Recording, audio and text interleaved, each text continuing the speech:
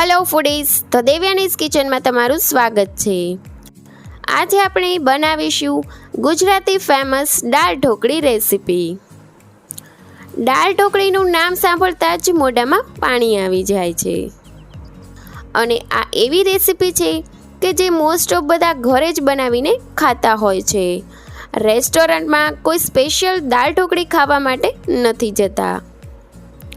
तो आ रीते एकदम सरस छोटी छोटी ढोकળી साथे टेस्टी दाळ बनावी खूब ज सरल छे।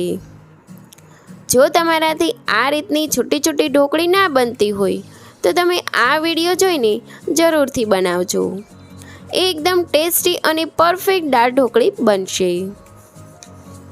तो चालो आपणे बधी ज ट्रीक अने टिप साथे गुजराती दाळ ढोकળી बनाववानुं शरू करीए। तो सौ प्रथम दाळ ढोकળી बनाववा माटे आपणे दाळने बाफवानी छे। तो दाळने बाफवा माटे एक कूकर लईशुं अने तेमां अहीं मैं 5 मुठ्ठी एटले के 1 वाटको तुवेरनी दाळ लीधी छे अने 2 થી 3 पाणी वडे सरस रीते साफ करी लईशुं। अहीं हूँ 4 व्यक्ति माटे दाळ ढोकળી बनावी रही छुं। हवे अहीं मैं दाळने सरस पाणीथी साफ करी लीधी छे। हवे दाळने बाफवा माटे कूकरमां 3 ग्लास पाणी उमेरीशुं अने साथे 1 લીલું મરચું कापीने उमेरीशुं अने 1 टामेटું कापीने उमेरीशुं। અહીં મરચું અને ટામેટું દાળ બાફતી વખતે એડ કરી દેવાથી તે સરસ બફાઈ જાય છે અને તેનો ટેસ્ટ પણ ખૂબ સરસ બેસી જાય છે। અને સાથે 1 ચમચી મીઠું ઉમેરી કુકરનું ઢાંકણ બંધ કરી ગેસની મીડિયમ ફ્લેમ ઉપર કુકરને 4 થી 5 વિસલ કરી લેવાના છે। હવે દાળ બફાય ત્યાં સુધીમાં આપણે ઢોકળી બનાવવા માટેનો લોટ બાંધી લઈએ।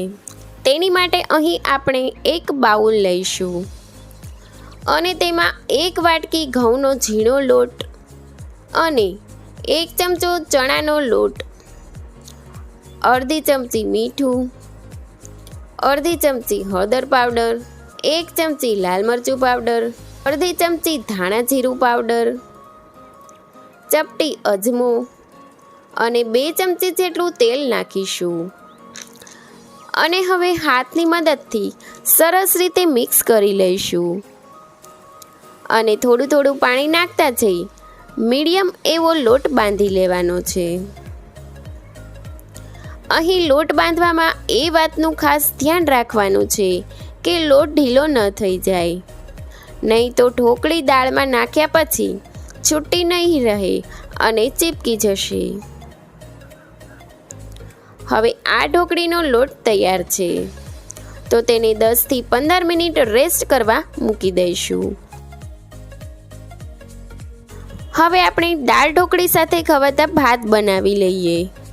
તેની માટે આપણે એક પેન લઈશું અને તેમાં 5 મુઠ્ઠી ચોખા ઉમેરીશું અને તેને સરસ રીતે 2 થી 3 પાણી વડે સાફ કરી લઈએ અને હવે તેમાં 3 ગ્લાસ પાણી ઉમેરીશું અને તેમાં અડધી ચમચી મીઠું ઉમેરીશું અને 1 ચમચી ઘી ઉમેરીશું। ઘી નાખવાથી ભાતનો ટેસ્ટ ખૂબ જ સરસ આવે છે અને તેને ગેસની મીડિયમ ફ્લેમ ઉપર ચડવા મૂકી દઈશું। હવે ભાત ચડે ત્યાં સુધીમાં આપણે દાળનો વઘાર કરી લઈએ। તો અહીં આપણી દાળ સરસ રીતે બફાઈને તૈયાર થઈ ગઈ છે।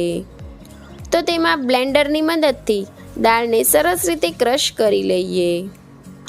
હવે દાળ સરસ ક્રશ થઈ ગઈ છે તો વઘાર માટે ગેસ પર એક પેન મૂકીશું અને તેમાં 2 ચમચી તેલ અને 1 ચમચી ઘી ગરમ કરવા મૂકીશું।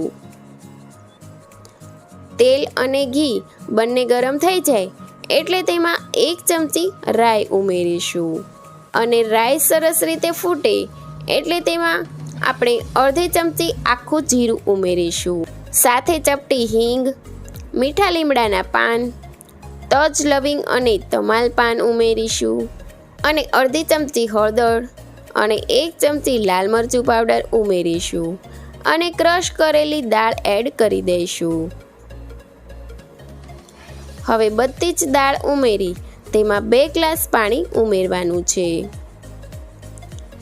અને તેમાં 1 સૂકું લાલ મરચું, 1 નંગ ઝીણું કાપેલું ટમેટું, 1 ચમચી સફેદ તલ, થોડા ખારી શીંગના દાણા. જો ખારી શીંગ તમારી પાસે ના હોય તો શીંગ દાણાને બાફવામાં નાખી દેવાના, જેથી તે દાળ સાથે સરસ રીતે બફાઈ જાય.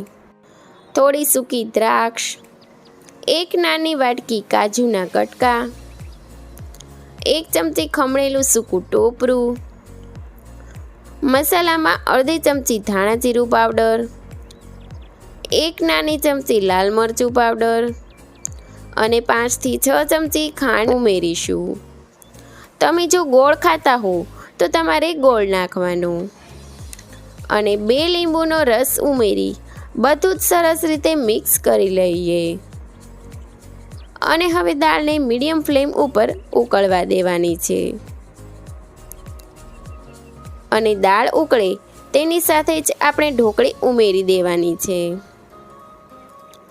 તો અહીં આપણો જે ઢોકળીનો લોટ બાંધીને તૈયાર કર્યો હતો તેને થોડો કૂણવી તેમાંથી એક લૂવો બનાવી કોરા લોટમાં બોળી પતલી રોટલી વણી લેવાની છે.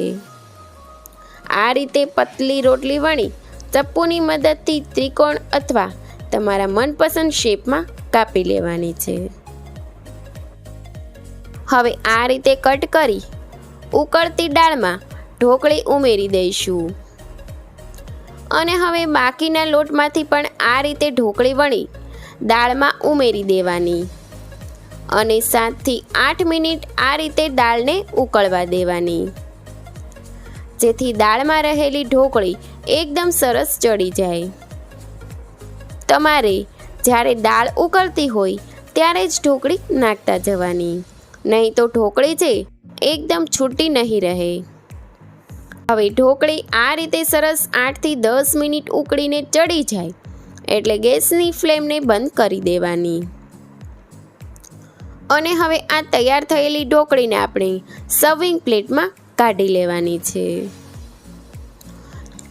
તો જોતાં જ ખાવાનું મન થઈ જાય તેવી બની છે ને એકદમ પરફેક્ટ મસ્ત ટેસ્ટી એવી આપણી છૂટી છૂટી ઢોકળી અને ટેસ્ટી દાળ. તો તેને ડુંગળી, મસાલા, છાશ, ભાત અને પાપડ સાથે સર્વ કરીશું અને ગાર્નિશિંગ માટે લીલા ધાણા સ્પ્રિંકલ કરીશું.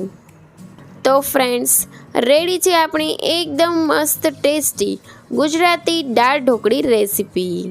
આ દાળ ઢોકળીની રેસીપી પસંદ આવી હોય અને આવી નવી નવી રેસીપી જોવી હોય તો મારી ચેનલને લાઈક કરજો, શેર કરજો અને સબસ્ક્રાઈબ કરવાનું ભૂલતા નહીં. Thanks for watching.